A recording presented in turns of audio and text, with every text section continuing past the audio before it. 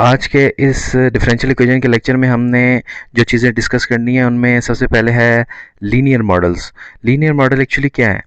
देखें, हमारे पास real life के अंदर दो किस्म के फिनोमेना ज़िक्र करते हैं, ठीक है। एक को हम बोलते हैं स्टैटिक फिनोमेना और दूसरे को बोलते हैं डायनामिक फिनोमेना।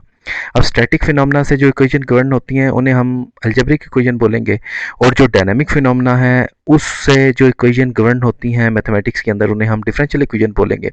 अब डिफरेंशियल इक्वेशन की जो टाइप के लिहाज से हमने क्लासिफिकेशन की थी अपने पहले लेक्चर के अंदर, वो क्या थी कि हमारे पास दो किस्म की डिफरेंशियल इक्वेशन होती हैं। एक होती है लीनियर इक्वेशन और दूसरी होती है नॉन लीनियर इक्वेशन। अब जो लीनियर इक्वेशन है हम उसको इस लेक्चर के अंदर डिस्कस करेंगे, और जो नॉन लीनियर मॉडल्स हैं उन्हें हम बाद में जाके डिस्कस करेंगे। अब बहुत से लीनियर मॉडल्स हमारे पास एग्जिस्ट करते हैं।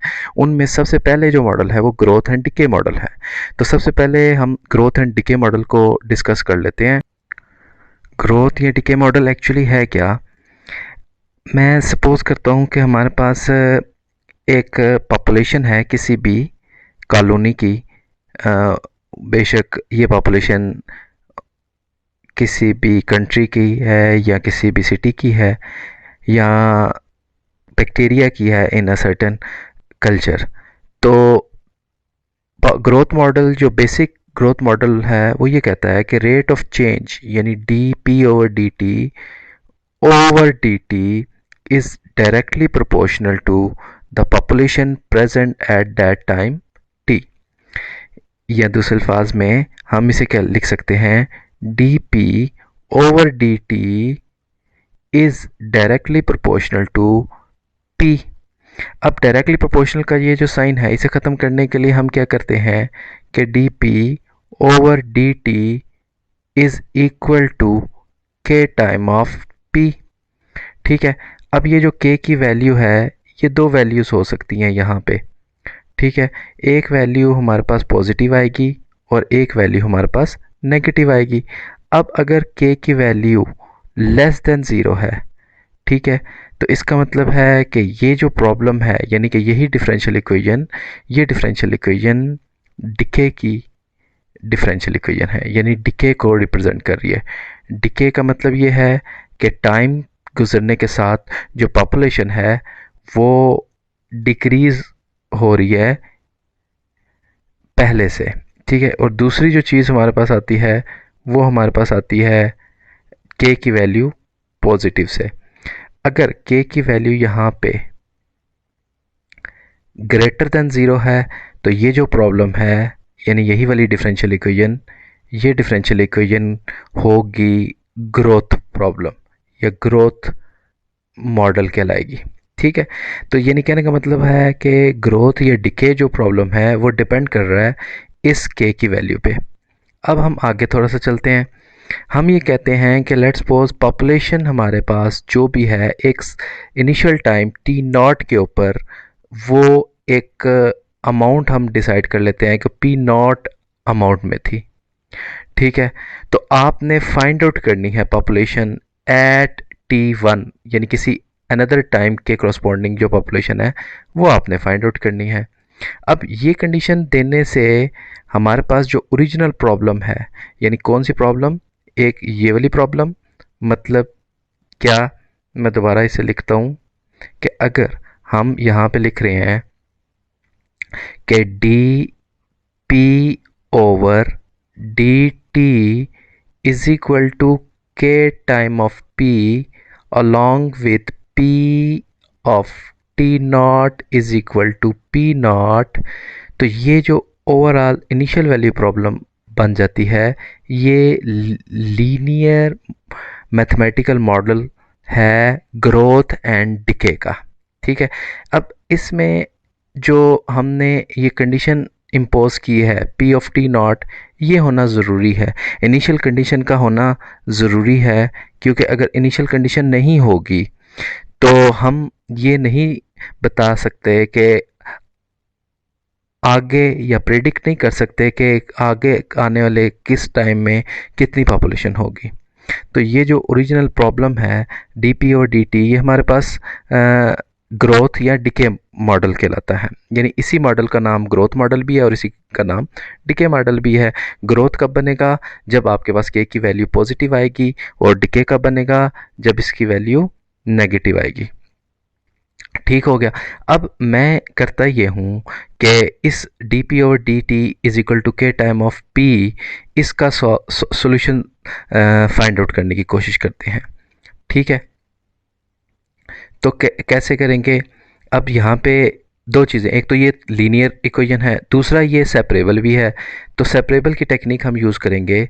तो 1/p D P is equal to K into T T. अब 1/p है, तो 1/p का जब हम इंटीग्रेशन लेंगे 1/p की, तो हमारे पास आ जाएगी natural log of p is equal to K time of t। अब क्योंकि इंटीग्रेशन ख़त्म हो गई है, तो ज़री बात है मुझे कांस्टेंट ऑफ इंटीग्रेशन भी लेना पड़ेगा, जिसे मैं c1 के नाम कह दे देता हूँ, या c डैश कह देता हूँ, या सिंपल मैं ऐसा करता हूँ कि c ही कहता हूँ। तो अब मुझे यहाँ से p की वैल्यू फाइंड करना है, तो एक्सपोनेंशियल ले लेता हूँ इक्वेशन के दोनों तरफ। तो एक्सपोनेंशियल जब मैं ले लूँगा, तो मेरे पास यहाँ पे आ जाएगा p is equal to e raise to power K T plus C. ठीक है, अब ये जो p is equal to e raise to power K T plus C है, इसको और ज़्यादा सिंप्लीफाई करता हूँ। p is equal to e raise to power K T into e raise to power C, क्योंकि पावर्स के अंदर जो के टी है वो सी में ऐड हो रहा है, तो हम अगर बेस सेम लेंगे तो आपस में मल्टीप्लाई हो जाएंगे। अब ई भी कांस्टेंट है, सी भी कांस्टेंट है, कांस्टेंट की पावर दोबारा से कांस्टेंट, तो पी की वैल्यू क्या आ जाएगी? C time of e raise to power K T. ठीक है, अब अगर मैं यहाँ पे यूज़ करूँ वो इनिशियल कंडीशन जो थी P at T not is equal to P not, तो पी नॉट की जगह पे मैं पी की जगह पे पी नॉट की वैल्यू रखूँगा, और सी ई raise to power K time of T not. तो यहाँ से मुझे सी की एक वैल्यू मिल जाएगी which is equal to P not over E raise to power K time of T not. ये जो वैल्यू है इसको हम पुट कर देंगे कहाँ पे? ये वाली फाइनल इक्वेशन जो हमने निकाली थी, ये वाली, जिसे मैं इक्वेशन नंबर 2 कहता हूँ, क्योंकि ओरिजिनल जो मेरे पास इनिशियल वाली प्रॉब्लम थी, कौन सी? ये इनिशियल वाली प्रॉब्लम का नाम मैंने 1 रखा हुआ है।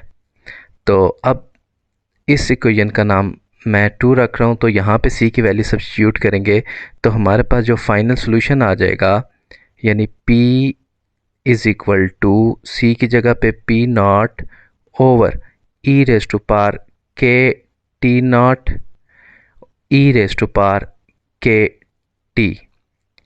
ये फाइनल सोल्यूशन हमारे पास आ गया, जो कि इस इनिशियल वैल्यू प्रॉब्लम का है, जो कहलाती है ग्रोथ और decay problem.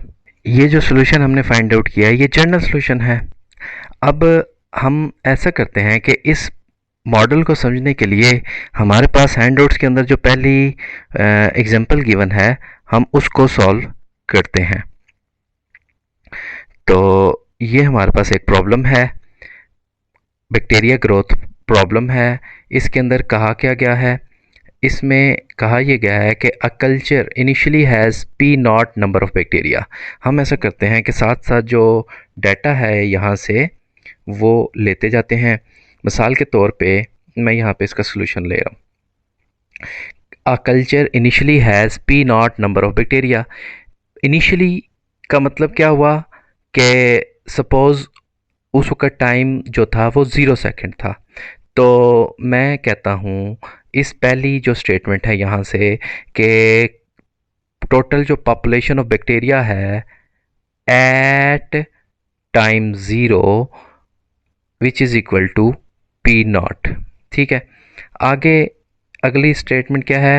Eight T is equal to 1 और the number of bacteria is measured to be 3/2 of P not. कहने का मतलब है कि हमारे पास जब p की वैल्यू आफ्टर 1 आवर क्या हो जाएगी? 3/2, 3/2 ऑफ पी नॉट। आगे, if the rate of growth is proportional to the number of bacteria P of T, यानी कि यहाँ पे इसमें ये कह रहे हैं कि आपके पास ये गिवन है कि D P over D T is directly proportional to the P. Determine the time necessary for the number of bacteria to triple.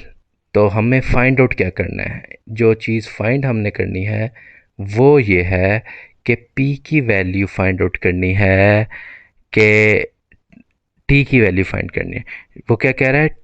Determine the time necessary, मतलब कि आपके पास T की वैल्यू क्या होगी उस वक़्त, कब। मैं P को यहाँ से ख़त्म कर